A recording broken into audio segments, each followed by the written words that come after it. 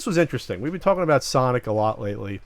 25th anniversary. We talked about it on the live CU podcast at Too Many Games. At Comic-Con, there's going to be, I think, some event. I'm going. Are you going? Bonnie and I go to all of them. They're actually pretty fun. They're fun there. Are they usually right down the street from Comic-Con? They're at House of Blues. There's usually free food, free drinks.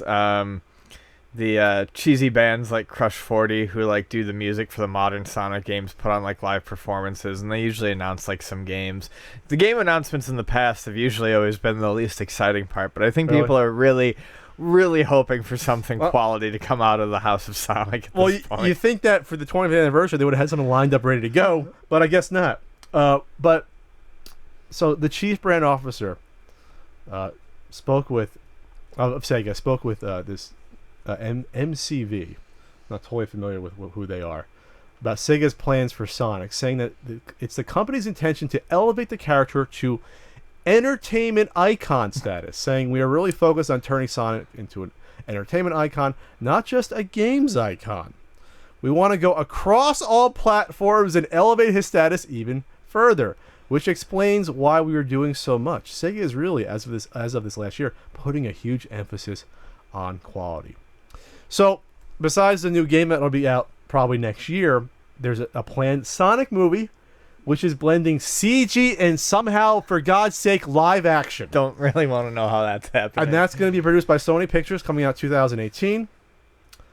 The new Sonic game is going to be 2017. And then the next Sonic game, Sonic Boom Fire and Ice, is going to be on 3DS this September. This isn't the one they're announcing. But that's the follow-up to the critically lambasted original Sonic Boom. They did one for the Wii U, and they did one for the 3DS. I can't remember what it was called, but it got really, really poor reviews.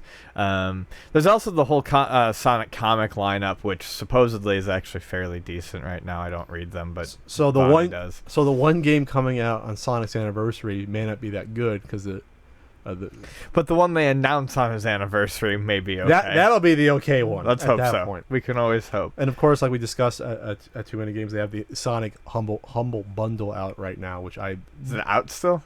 I don't know. I have zero interest in it. So what do you think, Ian? Is there a possibility that Sonic can be an entertainment icon? I feel like if that was going to happen, it would have happened in like '94. I mean, if he was really going to transcend and become an entertainment icon, I mean, what they're talking about, I mean, is Mario technically even reached what they're talking about? And if Mario can't do it, I don't think Sonic's going to do it. So Mario is undoubtedly a video game icon, but is he an entertainment icon? Movies, no. Cartoons, music videos, cheesy thing from the past. I mean, that we love. I don't see him in a Nicki Minaj music video. No. So I think entertainment icon is shooting a little too high.